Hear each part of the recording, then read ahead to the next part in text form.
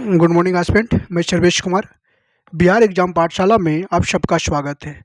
बिहार दरोगा प्रारंभिक test series का यह छठा वीडियो है, परंतु आज जो सीरीज लेकर के आए हैं वह पीवाईक्यू की सीरीज है। हमने लास्ट वीडियो में भी आपसे हमने प्रॉमिस किया था कि हम एक सीरीज और स्टार्ट करने वाले हैं। वह सीरीज क्या होगी? पीवाईक्यू सीरीज होगी। कौन सी सीरीज होगी? पीवाईक्यू पीवाईक्यू सीरीज होगी, जो पिछले 5 वर्षों में, विगत 5 वर्षों में 2020 से लेकर के 2025 के बीच जितने भी बिहार एसआई की एग्ज़ाम हुआ है, जितने भी बिहार एसआई के एग्ज़ाम हुआ है, इन सारे एसआई के पेपर को हम करने वाले हैं। तो इस पेपर का आज जो हम शुरू करने वाले हैं, ये टेस्ट 1 है, सेट 1 को करने जा रहे हैं। तो ध्यान रखेंगे, ये सारे पीवाईक्यू को करने वाले हैं। पीवाईक्यू करने का मेरा मेन पर्पस है, उद्देश्य है, ताकि आप लोगों को एक आइडिया मिल जाए कि किस एग्ज़ाम की पैटर्न क्या है, किस प्रकार के क्वेश्चंस पूछे जा रहे हैं और हमारी तैयारी किस प्रकार की रखनी है। और हम जो पीवाईक्यू करने वाले हैं, बहुत पुराना नहीं करने वाले हैं, ये लेटेस्ट पीवाईक्यू को करने वाले हैं, जो 2020 से 25 के बीच में जो एग्ज़ाम हुआ है। तो इससे ज़्यादा हमें नहीं देखना है। ये पैटर्न हमें ये लेटेस्ट वाले फॉर्मेट पता चल जाएगा जब हम पिछले 5 वर्षों की पीवाईक्यू को देखेंगे। तो सभी लोग जुड़ जाइए। आज जिस पेपर को हम करने वाले हैं वह पेपर है बिहार दरोगा मध्य निषेध उत्पाद प्रारंभिक परीक्षा 2025। जो एग्ज़ाम कब हुआ था? तो यह एग्ज़ाम हुआ था 18 मई 2025 को। इस पेपर को आज करने वाले हैं कंप्लीट। तो आप सभी लोग बने रहिए और आप देखिए किस प्रकार के क्वेश्चंस आया हुआ था और हमें तैयारी किस लेवल की करनी है। हमारा पहला क्वेश्चन है, निम्नलिखित में से ट्रांस साइबेरियन रेल मार्ग की लंबाई कितनी है? तो ट्रांस साइबेरियन रेल मार्ग की लंबाई 9289 किलोमीटर है। 9289 किलोमीटर की है, ध्यान रखेंगे। यह दुनिया की सबसे लंबी रेलवे लाइन है, जिसका विस्तार रूस की राजधानी मॉस्को से शुरू होकर के कहाँ तक जाती है? तो पूर्वी तट व्लादिवोस्तोक तक जाती है। व्लादिवोस्तोक तक इसका विस्तार है, ध्यान रखेंगे। अगला क्वेश्चन हमारा है, संयुक्त इटली का राजा 1861 ईस्वी में किसे घोषित किया गया था? तो विक्टर इमैनुअल सेकेंड को घोषित किया गया था। विक्टर इमैनुअल सेकेंड को घोषित किया गया था। अगला क्वेश्चन है, सतलज नदी में मिला दुर्लभ टेंटेलम निम्नलिखित में से क्या है? तो वह एक धातु है। टेंटेलम क्या है? यह एक दुर्लभ धातु है, ध्यान रखेंगे। इस धातु का खोज कब किया गया था? तो ध्यान रखेंगे 1802 ईस्वी में स्वीडन के रसायन विज्ञान वैज्ञानिक एडर्स गुस्ताफ अक्केवर्ग ने किया था। इसका उपयोग कहाँ पे किए जाते हैं? तो इस धातु का उपयोग जो है इलेक्ट्रॉनिक उपकरण जैसे मोबाइल, लैपटॉप एवं अन्य हाईटेक गैजेट्स में किया जाता है। तो अगला क्वेश्चन हमारा है, कृषि अर्थव्यवस्था के किस क्षेत्र के अंतर्गत आता है? तो कृषि जो आते हैं वो प्राथमिक क्षेत्र के अंतर्गत आते हैं। और प्राथमिक क्षेत्र किसे कहते हैं? तो वैसा क्षेत्र जो अपने उत्पादन के लिए प्राकृतिक पर निर्भर हैं, जैसे खेती, कृषि, पशुपालन, मछली पालन, बकरी पालन, आपका मुर्गी पालन, माइनिंग्स। तो ये सारे किसके अंतर्गत आ जाते हैं? तो ये सारे प्राथमिक क्षेत्र के अंतर्गत आते हैं। दूसरा क्षेत्र हम उस क्षेत्र को कहते हैं जो अपने उत्पादन के लिए प्राथमिक क्षेत्र पर निर्भर है। वैसे क्षेत्र को हम विनिर्माण क्षेत्र भी बोलते हैं या मैन्युफैक्चरिंग क्षेत्र भी कहते हैं। मुख्य रूप से इसमें क्या होता है? मैन्युफैक्चरिंग होता है। जैसे अगर मैं कहूँ कि यहाँ से उत्पादन गेहूं का हुआ है, तो गेहूं का जो ब्रेड में कन्वर्ट होना, गेहूं का अगर मान लो आप जो ब्रेड आते हैं वो ब्रेड बनवा रहे हो और बाकी चीज़ें बना रहे हो, तो क्या किस में अंतर्गत आ जाएंगे? सेकेंडरी सेक्टर में। जैसे आपके जंगल वगैरह प्राथमिक सेक्टर है, लेकिन जंगल की लकड़ी से अगर आप फर्नीचर बनाते हो तो फर्नीचर क्या कहलाएंगे? सेकेंडरी सेक्टर, ध्यान रखेंगे। और टर्शियरी सेक्टर कहते हैं जो आपका तृतीयक क्षेत्रक है, जो प्राथमिक एवं द्वितीय क्षेत्रक को सेवा प्रदान करता है, उसे हम क्या कहेंगे? तृतीय क्षेत्रक। तो इसमें मुख्य रूप से सेवा क्षेत्रक आते हैं, जिसमें ट्रांसपोर्टेशन है कि अगर ट्रांसपोर्टेशन में जो भी चीज़ हो रहा है, सर्विस है, रेस्टोरेंट है, हॉस्पिटल है, स्कूल है, कॉलेज है इत्यादि। अगला आ जाओ हमें, लॉन्ग वॉक टू फ्रीडम किसके द्वारा लिखी गई आत्मकथा कृति है? तो वह है नेशनल मंडेला के द्वारा, नेल्सन मंडेला के द्वारा। तो लॉन्ग वॉक टू फ्रीडम दक्षिण अफ्रीका के पूर्व राष्ट्रपति नेल्सन मंडेला द्वारा लिखित एक आत्मकथा कृति है। इसमें मंडेला ने अपने जीवन में रंग भेद के खिलाफ संघर्ष और दक्षिण अफ्रीका में स्वतंत्रता के लिए किए गए प्रयासों का वर्णन है। अगला क्वेश्चन है, मानव विकास सूचकांक में किसको शामिल नहीं किया जाता है? तो लिंगानुपात को शामिल नहीं किया जाता है। बाकी ये 3 पैरामीटर को रखा जाता है, जीवन प्रत्याशा, साक्षरता दर और आय को। जीवन प्रत्याशा किसे कहते हैं? तो जीवन प्रत्याशा कहते हैं कि किसी भी देश की जनसंख्या की या लोगों की औसत आयु को, लोगों की औसत आयु को, कि वहाँ की जनसंख्या औसतन कितना जी रहा है, तो लोगों की औसत आयु को हम क्या कहते हैं? जीवन प्रत्याशा कहते हैं। तो भारत की जनसंख्या की या लोगों की औसत आयु कितना है? 70 साल। साक्षरता दर कहते हैं कि कोई भी व्यक्ति जो 7 साल है या 7 साल से बड़ी है, यदि वह किसी एक भाषा में लिखना जानता हो या पढ़ना जानता हो, उसे हम क्या कहेंगे? साक्षर बोलेंगे। और आय जो मापी जाती है, इसका मेन पैरामीटर है पर कैपिटा इनकम, कि एक व्यक्ति की एक साल में औसत आयु क्या है, मतलब देश की जनसंख्या की औसत आयु क्या है, औसत आय क्या है। अगला क्वेश्चन हमारा है, भारत के किस राज्य में लेमुरु हाथी रिजर्व स्थित है? तो वह है छत्तीसगढ़ में। लेमुरु हाथी रिजर्व छत्तीसगढ़। अगला क्वेश्चन हमारा है, निम्नलिखित में से मौलिक अधिकार का हनन है? तो मौलिक अधिकार का हनन इसमें से कौन सा है? तो सामूहिक आंदोलन आंदोलन करना मौलिक अधिकारों का हनन नहीं है, बिल्कुल सही है। रात्रि में 10 बजे के बाद शराब ना पीने देना मौलिक अधिकारों का हनन नहीं है। पुस्तक छापने पर प्रतिबंध, यह मौलिक अधिकारों का हनन हो सकता है यदि वह right to speech and expression का भाग है, तो वो भारतीय संविधान के आर्टिकल 19 के अंतर्गत आएंगे। और न्यूनतम मजदूरी न देना, यह भी मौलिक अधिकारों के हनन के अंतर्गत आते हैं, आर्टिकल 23 के अंतर्गत। क्योंकि आर्टिकल 23 में क्या कह रहा है? बालात श्रम और आपकी क्या बोलते हैं, फोर्स लेबर एवं बंधुआ मजदूरी पर प्रतिबंध लगाता है। तो यह इसी के अंतर्गत ही आते हैं। न्यूनतम मजदूरी बंधुआ मजदूरी का ही एक टाइप बोल सकते हैं उसको। तो यह भी क्या है? मौलिक अधिकारों की हनन है। अगला क्वेश्चन हमारा है आ जाओ,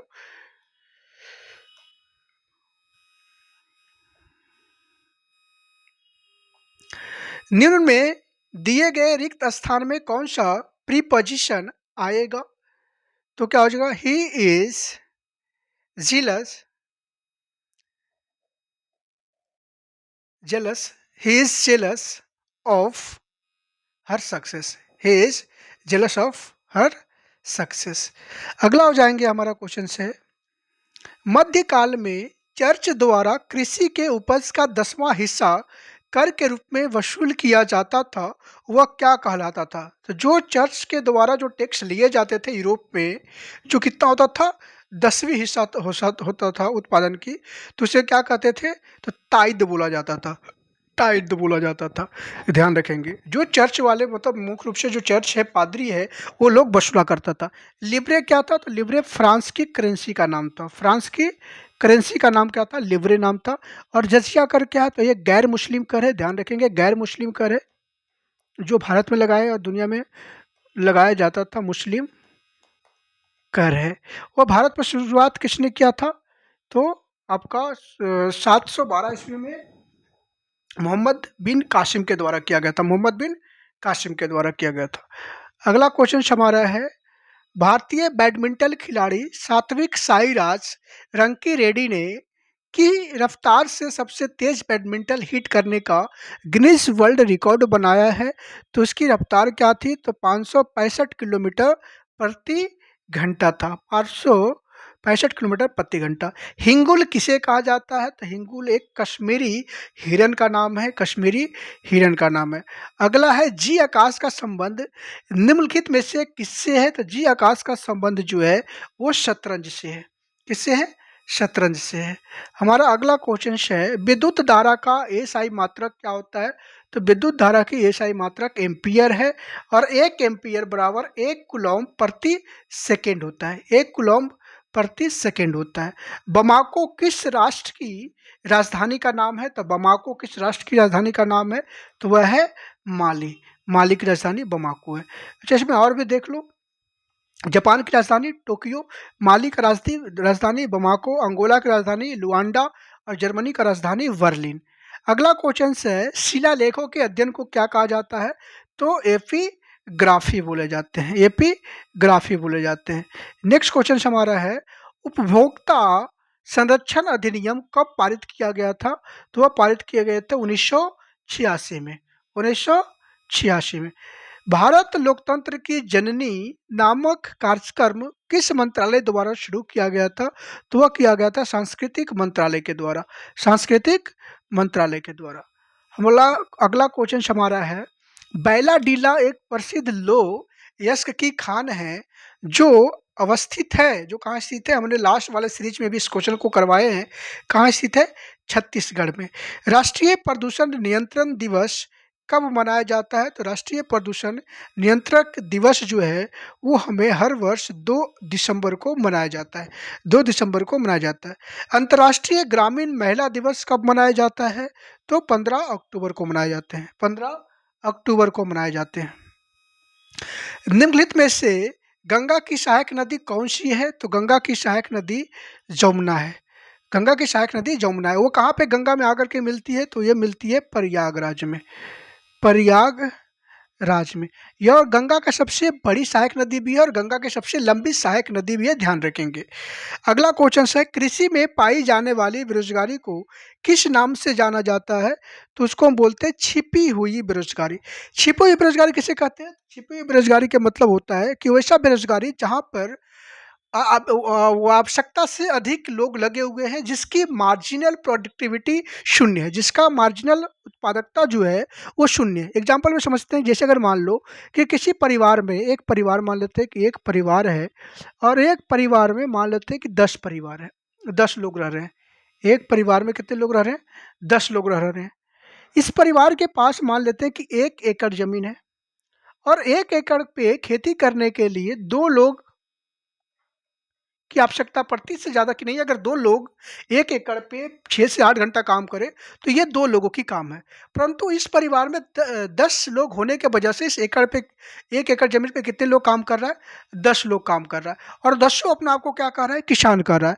तो ये जो 8 लोग आवश्यकता से अधिक लगे हुए हैं, जिसका ज़रूरत नहीं है, और ये 8 लोग लगने के बावजूद उत्पादन में कोई चेंज नहीं आया। ऐसा नहीं है कि 10 लोग लग गए तो जो पहले उत्पादन हो रहा था इसके तुलना में अब 2 से 3 गुना अधिक उत्पादन हो रहा है। इस प्रकार की भी चेंज देखने को नहीं मिल रहा है। तो उसे हम क्या कहेंगे? तो उसी को हम बोलते हैं छिपी हुई बेरोजगारी। कि ये जो 8 लोग हैं वो कैसा बेरोजगार है?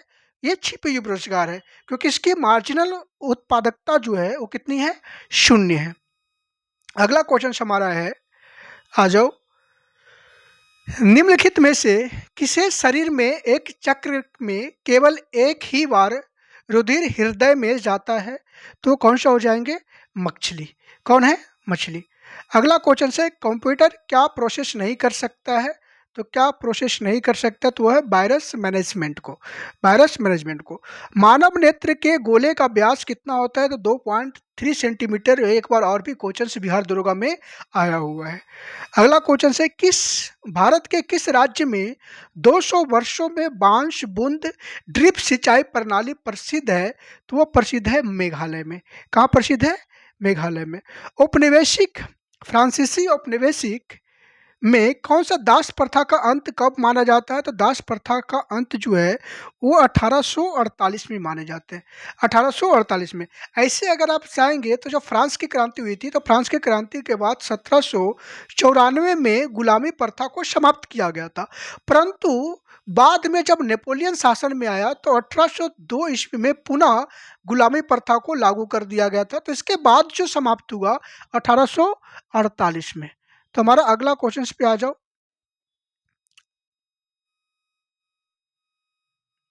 अगला है, उगादी त्योहार भारत के किस राज्य में मनाया जाता है? तो उगादी त्योहार भारत के किस राज्य में मनाया जाता है? तो वह है कर्नाटक में। अगला आ जाओ, वाइमर संविधान में जर्मन की संसद को क्या कहा जाता है? तो जर्मन की संसद को राइख स्ट्राट कहा जाता है। राइख स्ट्राट कहा जाता है। अगला, वर्तमान में भारत के मुख्य चुनाव आयुक्त कौन है? तो ज्ञानेश कुमार है। कौन है? ज्ञानेश कुमार है। जो कैमा मुख्य चुनाव आयुक्त है? 26वें मुख्य चुनाव आयुक्त हैं ध्यान रखेंगे। 26वें मुख्य चुनाव आयुक्त था। इससे पहले कौन चुनाव आयुक्त थे? तो राजीव कुमार, जो 25वें थे। कालेश्वरम लिफ्ट सिंचाई परियोजना किस नदी पर स्थित है? तो वह है गोदावरी नदी पर। किस नदी पर स्थित है? गोदावरी पे। यदि बच्चे को पिता से एक्स गुणसूत्र वंशानुगत प्राप्त हुआ है तो बच्चा क्या होगा? तो बच्चा लड़की होगा। क्योंकि अगर आप देखेंगे तो जो मेल होता है, फादर जो होता है, उसमें दो गुणसूत्र होते हैं, एक्स और वाई। जबकि जो फीमेल होते हैं, उस फीमेल में केवल एक्स और एक्स होते हैं। और जो लड़का की उत्पत्ति होती है वो एक्स एवं वाई से होता है, कि जब पिता की तरफ से वाई मिले और माता की तरफ से हर हाल में एक्स ही मिलने वाली है। तो यहाँ से जब एक्स और वाई मिलता है तो क्या बनता है? मेल। अगर माता की तरफ से एक्स मिला और इधर से भी, सॉरी, माता की तरफ से भी एक्स मिला और पिता की तरफ से भी एक्स मिला तो क्या बनता है? फीमेल। तो ध्यान रखेंगे कि ये जो आपकी लड़का लड़की जो तय होता है, जेंडर तय होता है, वो जेंडर तय होता है पिता के गुणसूत्र से, कि अगर पिता एक्स दे रहा है तो लड़की होगी, अगर पिता वाई दे रहा है तब लड़का होगा। ध्यान रखेंगे इस चीज को। अगला क्वेश्चन हमारा है, खेतड़ी किस यस्त्र के उत्पादन के लिए प्रसिद्ध है? तो वह है तांबा के लिए। कहाँ पे पड़ता है? राजस्थान में। किस संधि के द्वारा स्वतंत्र यूनान राष्ट्र की स्थापना हुई थी? तो वह हुआ है कस्तूनिया की संधि 1832 में। कस्तुनतुनिया की संधि 1832। सर्वप्रथम भारत की यात्रा किसने किया था? तो सर्वप्रथम भारत की यात्रा मेगास्थनीज किए थे। मेगास्थनीज कौन है? तो मेगास्थनीज जो है ये आपका चंद्रगुप्त मौर्य के दरबार में राजदूत थे, सेलुकस निकेटस का। तो मेगास्थनीज जो है ये सेलुकस निकेटस का राजदूत है। सेलुकस का राजदूत है जो चंद्रगुप्त मौर्य के दरबार में रहते थे। अगला आ जाओ। अगला क्वेश्चन हमारा है, निम्नलिखित में से कौन पत्रकारिता के लिए दिए गए प्रथम गौरी लंकेश मेमोरियल पुरस्कार प्राप्त करने वाला है? तो वह है रवीश कुमार। प्रथम गौरी लंकेश मेमोरियल पुरस्कार वर्ष 2019 में वरिष्ठ पत्रकार रवीश कुमार को प्रदान किया गया। यह पुरस्कार उन्हें उनकी निडरता और स्वतंत्रता पत्रकारिता के लिए दिया गया था। अगला क्वेश्चन पे आ जाओ। अगला क्वेश्चन हमारा है कि उत्तराखंड में किस सुरंग में फंसे हुए 41 मजदूरों के लिए रेस्क्यू ऑपरेशन किस सुरंग में चलाया गया था? तो ये चलाया गया था सिलक्यारा में। किस में चलाया गया था? सिलक्यारा में। विनिर्माण अर्थव्यवस्था के किस क्षेत्र के अंतर्गत आता है? पहला क्वेश्चन सेम ही था, तो वह द्वितीय क्षेत्रक में आता है, जिसे हम विनिर्माण क्षेत्रक भी कहते हैं। अगला आ जाओ। भारत विभाजन के संदर्भ में कौन सा कथन असत्य है? कौन सा कथन असत्य है? तो ध्यान रखेंगे, भारत और पाकिस्तान दो संप्रभु राष्ट्र बने, बिल्कुल सही है। पंजाब और बंगाल प्रांत को धर्म के आधार पर बांटा गया, ये भी बिल्कुल सही है। तीसरा, द्विराष्ट्र का सिद्धांत लागू था, बिल्कुल लागू था, क्योंकि जिन्ना के समय में आ चुका था। पूर्वी पाकिस्तान और पश्चिमी पाकिस्तान एक साथ नहीं था, एकदम दोनों एक ही साथ ही थे और दोनों मिलकर के पाकिस्तान बना था। अगला क्वेश्चन हमारा है, गेफेन वस्तुओं के बारे में निम्नलिखित में से कौन सी कथन सही नहीं है? तो कौन सा कथन सही नहीं है गेफेन वस्तुओं के बारे में? तो कीमत बढ़ने पर मांग बढ़ जाती है। सॉरी, कौन सा कथन सही है? तो कथन सही है, कीमत बढ़ने पर मांग बढ़ जाती है। गिफेन वस्तु किसे कहते हैं? तो गिफेन वस्तु वैसा वस्तु होता है जिनका प्राइस बढ़ने पर उनके डिमांड में कमी नहीं आती है। इसका डिमांड जो पहले से चल रहा था वही रहते हैं, या तो इसके डिमांड में और भी बढ़ोतरी हो जाती है। और वैसा भी नहीं कि गिफेन गुड्स एक लग्जरी गुड्स होता है या एक इन्फीरियर गुड्स है। जैसे मैं कहूँ नमक, ये गिफेन गुड्स का उदाहरण है। तो अगर नमक की प्राइस में बढ़ोतरी होती है, कि अगर इसका मूल्य बढ़ जाए, मूल्य क्या हो जाए? बढ़ जाए, तो इसका मांग, ऐसा नहीं कि मूल्य बढ़ने पर मांग गिर जाता है, इसका मांग भी बढ़ जाती है। बाकी वस्तुओं के केस में उल्टा होता है कि अगर किसी वस्तु की दाम बढ़ जाए, जैसे अगर मान लो अपने मार्केट में गया सब्जी लेने, और जो अगर मान लो अभी वर्तमान में गोभी मान लेते हैं कि 80 रुपये केजी है, तो ऐसा नहीं है कि गोभी का दाम बढ़ा हुआ तो आप डिमांड बढ़ा रहे हो उसका, नहीं, आप इसके बदले में कोई दूसरा सब्जी लेकर के आ जाते हो। क्लियर है? लेकिन नमक के केस में ऐसा नहीं होता है कि अगर नमक का दाम बढ़ जाए तो आप मांग नहीं कम कर सकते, क्योंकि नमक आपके कैसा है? नेसेसरी गुड्स के अंतर्गत आ जाते हैं, और इसका कोई सब्स्टिट्यूट नहीं है कि अगर नमक के स्थान पर आप दूसरा सामान लेकर के आ जाओगे, आप गोभी के स्थान पर दूसरा सब्जी लेकर के आ सकते हो।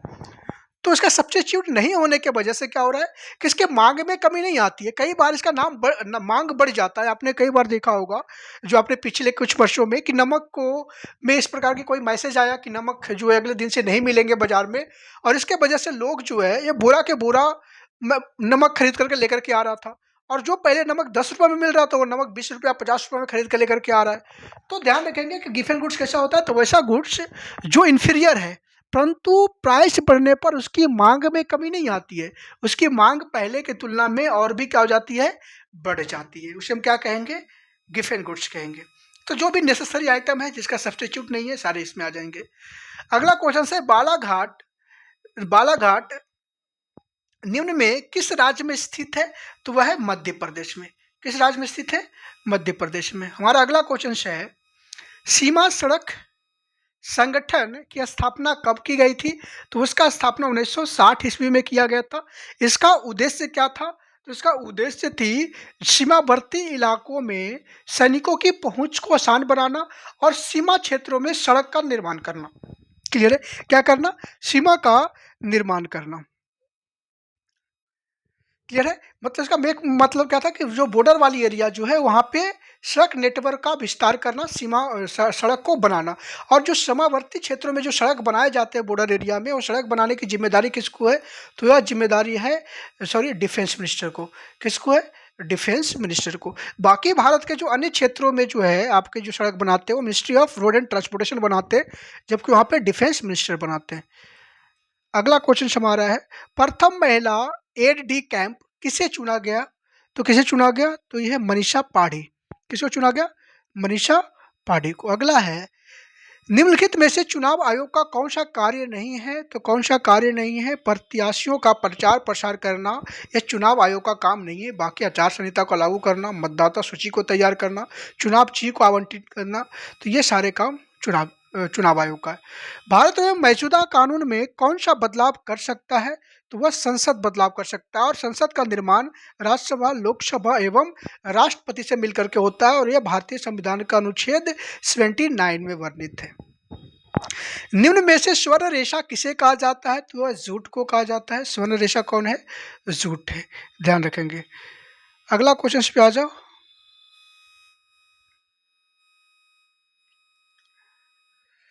अगला क्वेश्चन क्या है, एक समुदाय या धर्म के लोगों द्वारा दूसरे समुदाय या धर्म के विरुद्ध भेदभाव की अभिव्यक्ति क्या कहलाता है, तो वह कहलाता है सांप्रदायिकता। तो एकदम बिल्कुल सही है, एक का एक ही होगा। सामाजिक और राजनीतिक क्षेत्र में ज़्यादातर हिस्सा महिलाओं के अधिकारों और हितों को बढ़ावा देना, यह नारीवादी कहलाता है, नारीवादी विचारधारा है, बिल्कुल सही है। अगला है व्यक्ति जो अपने ही जाति के सदस्यों के हितों की सर्वोपरि समझता हो उसको जातिवादी बोला जाता है, तो ध्यान रखेंगे ये इसमें हो जाएंगे। और किसी धर्म को राजकीय संरक्षण नहीं प्रदान करना, यह धर्म निरपेक्षता कहलाता है। अगला क्वेश्चन पे आ जाओ। एमनेस्टी इंटरनेशनल निम्नलिखित में से किससे संबंधित है, तो वह संबंधित है मानवाधिकार से। मानवाधिकार से संबंधित है, ध्यान रखेंगे। किससे संबंधित है, मानवाधिकार से। अगला क्वेश्चन है मानवाधिकार को समर्पित पहला टीवी चैनल किस शहर में लॉन्च किया गया, तो वह किया गया लंदन में। कहाँ पे किया गया, लंदन में, ध्यान रखेंगे। तो पहला चैनल जो है आपको लंदन में खोला गया। कब खोला गया, तो 2019 ईस्वी में लॉन्च किया गया, जो वेब आधारित चैनल है। इसरो के PSLV 658 द्वारा किस उपग्रह को लॉन्च किया गया, तो उपग्रह है एक्सपोसैट। उपग्रह का नाम क्या है, एक्सपोसैट।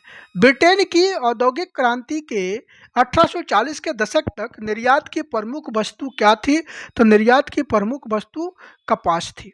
सुरभि, धेनु, गौवत्री किसके पर्यायवाची शब्द है, तो वह है गाय की।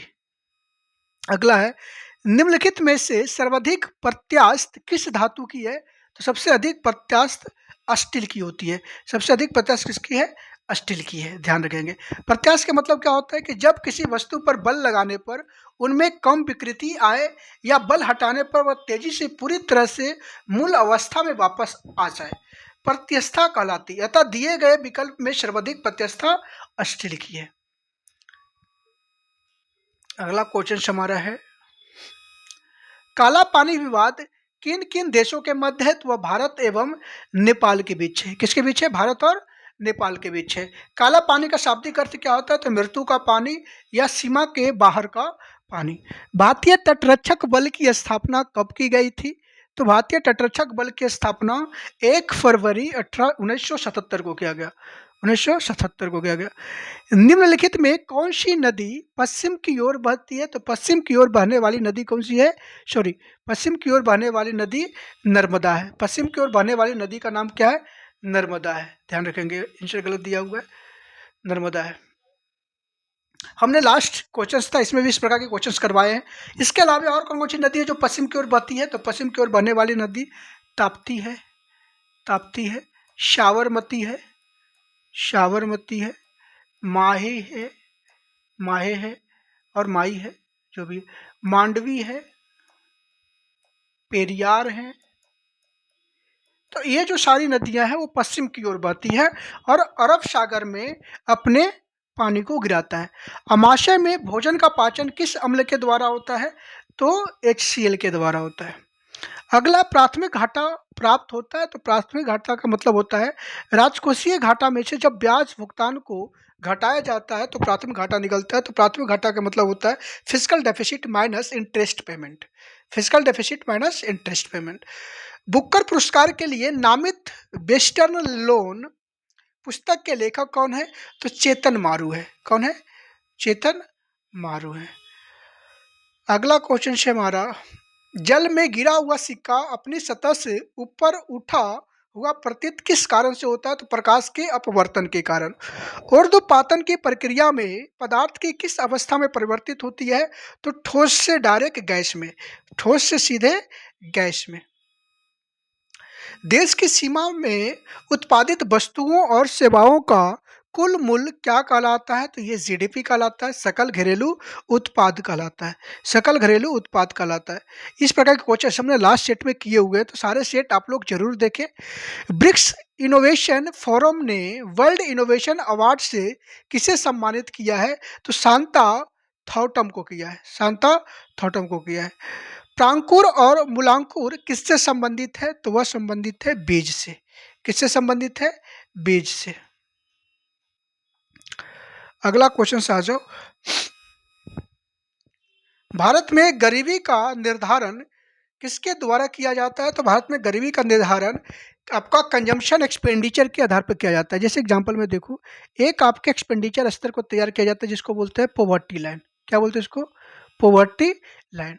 अब इस पॉवर्टी लाइन से ऊपर कोई अगर अपने ऊपर खर्चा कर रहा है एक दिन में तो इसको हम क्या बोलते हैं? APL। और इससे नीचे अगर कोई कर रहा है खर्चा तो इसको क्या बोलते हैं? BPL family, below poverty line. तो ये जो आपकी पॉवर्टी लाइन जो तैयार किया जाता है वो किया जाता है एक्सपेंडिचर के आधार पे, कंजम्पशन एक्सपेंडिचर के आधार पे, कि एक व्यक्ति अपने ऊपर एक दिन में खाने पर कितना खर्चा कर रहा है। जैसे अगर मैं कहूँ कि शुरुआत में जो था वो कंजम्पशन एक्सपेंडिचर था कि अगर कोई व्यक्ति गाँव में रह करके, कहाँ पे?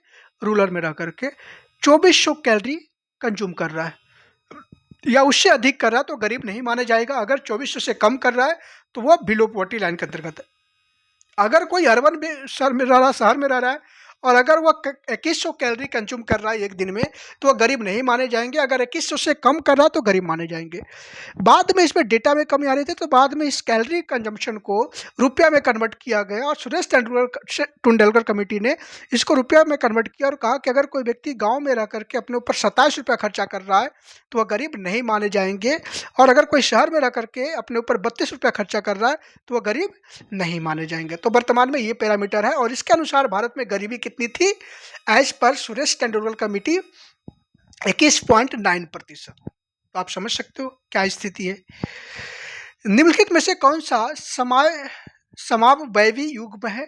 तो समावयवी युग्म जो है ये ब्यूटेन और 4 मेथिल प्रोपेन है। 16वें वित्त आयोग के अध्यक्ष कौन है? तो अरविंद पनगड़िया है और इसका कार्यकाल कब से कब तक है? तो 2026 से लेकर के 2031 तक है। 2026 से 2031 तक है। WTO के को पूर्व में किस संस्था के रूप में जाना जाता था? तो इसको गैट के रूप में जाना जाता था, जिसको हम बोलते हैं general agreement on trade and tariff. Trade and tariff तो हिंदी में क्या हो जाएगा? टैरिफ और व्यापार का सामान्य समझौता। और इसे कन्वर्ट WTO में 1995 में किया गया, वर्ल्ड ट्रेड ऑर्गेनाइजेशन में। नमस्ते पोर्टल किस मंत्रालय द्वारा लॉन्च किया गया है? तो वह आयुष मंत्रालय के द्वारा लॉन्च किया गया है। अगला क्वेश्चन हमारा है, जलवायु परिवर्तन पर ध्यान रखने के लिए किस देश द्वारा जी20 उपग्रह लॉन्च किया गया है? तो वह लॉन्च किया गया है भारत के द्वारा। किचन ऑफ ग्रेटिट्यूड के लेखक निम्न में से कौन है? तो वह है विकास खन्ना। किचन ऑफ ग्रेटिट्यूड का लेखक कौन है? विकास खन्ना। सौर ऊर्जा के बल्ब को जलाने हेतु सौर ऊर्जा से बल्ब को जलाने हेतु परिवर्तित ऊर्जा होती है, तो वो होता है आपका सौर ऊर्जा से विद्युत ऊर्जा में। सौर ऊर्जा से विद्युत ऊर्जा में 1878 ईस्वी में वन अनुसंधान संस्थान की स्थापना की गई। वह कहाँ है? तो वो कहाँ पे की गई थी? देहरादून में। कृत्रिम बौद्धिकता पर आधारित भारतीय रेलवे का वन संरक्षण प्रणाली का नाम क्या है? तो गुजरात सुरक्षा प्रणाली है। अगला आ जाओ।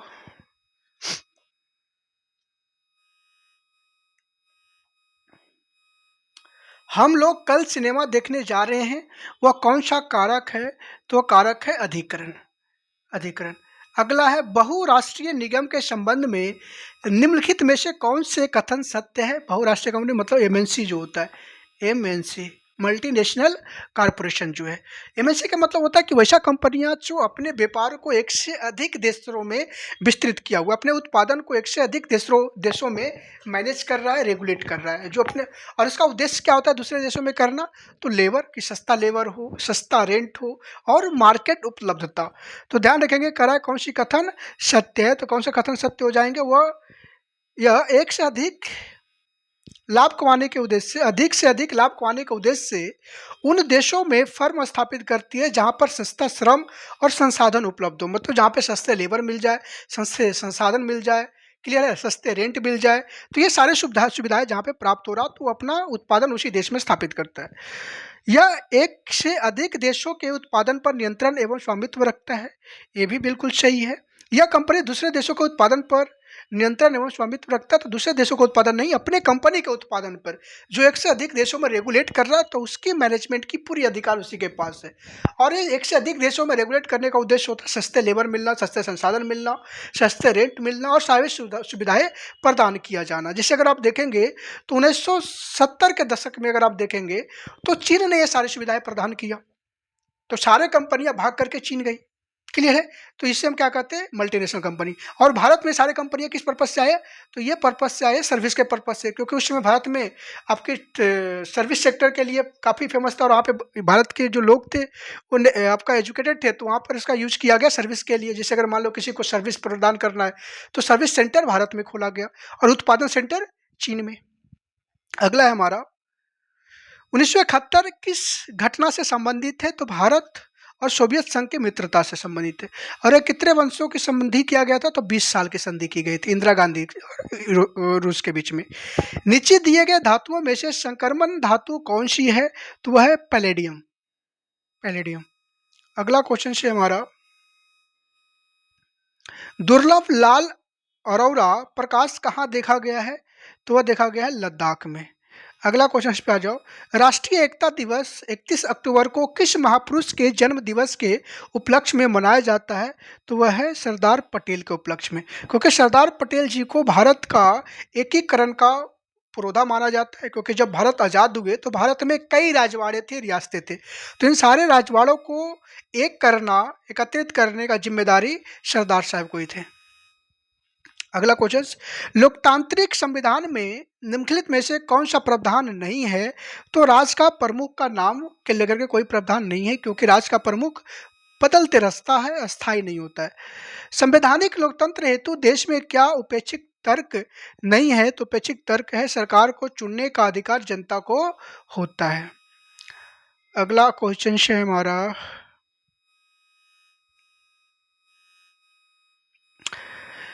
निम्नलिखित में से आवर्त सारणी में तत्वों का कौन सा गुण प्रदर्शित नहीं होता है? तो विद्युत ऋणात्मकता जो है वो प्रदर्शित नहीं होता है। स्वामित्व के आधार पर टिस्को कंपनी को किस क्षेत्र की कंपनी के रूप में जाना जाता है? तो प्राइवेट कंपनी है, एक निजी कंपनी है। इससे पूर्व टिस्को जो है उसका स्थापना 1907 ईस्वी में किया गया था, और यह दुनिया की, कह सकते हो दुनिया की पांचवी सबसे बड़ी इस्पात कंपनी है, जिसकी वार्षिक उत्पादन क्षमता 28 मिलियन टन है। यह एक निजी क्षेत्र की कंपनी है। अगला क्वेश्चन है हमारा, खाद्य सुरक्षा सूचकांक 2023 के अनुसार सर्वश्रेष्ठ प्रदर्शन करने वाले राज्य निम्नलिखित में से कौन है? तो वह है केरल और गुजरात।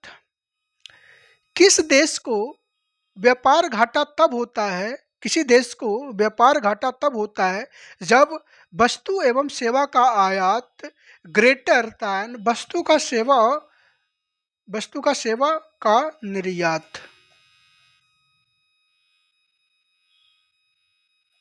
निर्यात। अगला क्वेश्चन है हमारा,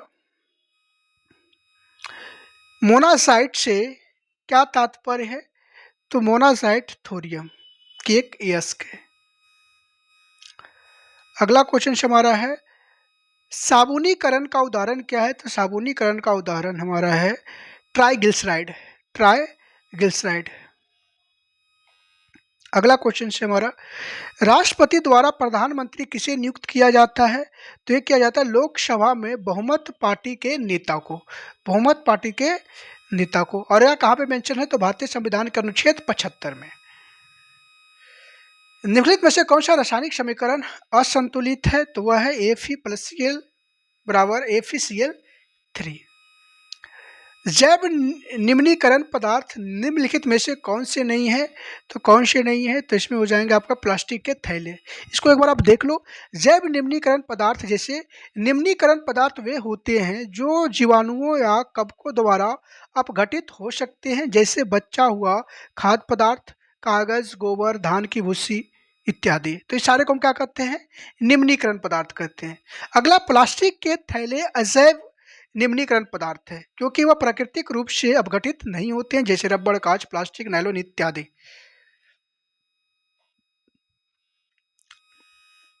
चलो जी, आप लोग कमेंट में जरूर बताएं कि यह सीरीज आप लोगों को कैसा लग रहा है, आप लोगों के लिए हेल्पफुल है या नहीं है। तो आप लोग जरूर कमेंट में बताएं। असहयोग आंदोलन को महात्मा गांधी द्वारा किस घटना के कारण स्थगित करना पड़ा? तो वह घटना था चौरी चौरा कांड। चौरी चौरा कांड कब हुआ था? तो 5 फरवरी 1922 ईस्वी को, जिसमें 22 पुलिसकर्मियों को जला दिया गया था।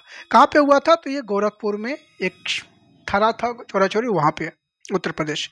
किस मौर्य शासक को यूनानियों द्वारा अमित्रघात कहा गया? तो वह है बिंदुसार। इसको अमित्रघात और अमित्र चोट भी कहे गए हैं, जिसका शाब्दिक अर्थ होता है शत्रुओं का संहार करने वाला या शत्रुओं को माफ नहीं करने वाला। अगला है, 360 डिग्री प्रवर्सन मूल्यांकन प्रणाली को किसने लागू किया था? तो वह लागू किया भारतीय नौसेना ने। भारत में किस संस्था का सूचकांक प्रदाताओं के लिए नियामक ढांचे को मंजूरी दी जाती है? तो वह सेबी है। अगला मैथ्स के क्वेश्चन से आगे आ जाओ। एस्ट्रोसैट किस देश द्वारा लॉन्च किया गया है? तो एस्ट्रोसैट जो है भारत के द्वारा लॉन्च किया गया है। और लॉन्च करने वाले व्हीकल कौन है? तो PSLV C-30 रॉकेट के द्वारा यह प्रक्षेपित किया गया है। अगला क्वेश्चन हमारा है, निम्न घटनाओं के घटित वर्ष के कालमानुसार सही विकल्प कौन सा होगा? तो सही विकल्प कौन से हो जाएंगे? तो सही विकल्प हो जाएंगे, पहले एक हो जाएंगे रूस की क्रांति 1917 में, दूसरा है आपका अफगानिस्तान 1979 में, तीसरा है आपका बर्लिन का दीवार 1989 में, और USSR 1990 में। तो आगे ध्यान रखेंगे इस चीज को। डेविड साइक्लोन युद्ध अभ्यास भारत के किस देश ने किया है? तो किस देश के साथ किया? तो वह है UAE के साथ। तो धन्यवाद। आप लोग जरूर कमेंट में बताएं कि सीरीज आप लोग को कैसा लग रहा है। अगला हम आपको करंट अफेयर का भी सीरीज शुरू करने वाले हैं, तो ये हम 20 से 25 तक का PYQ करेंगे। साथ ही साथ हम एक टेस्ट सीरीज प्रतिदिन जो हम लेकर के आ रहे हैं, वो हम आपका प्रैक्टिस सेट भी लेकर के आएंगे। इसके अलावा प्लस में एक वीडियो प्रयास करेंगे कि वीकली कम से कम हम साप्ताहिक जितने भी करंट अफेयर इंपॉर्टेंट है उसको करवा दें। तो धन्यवाद।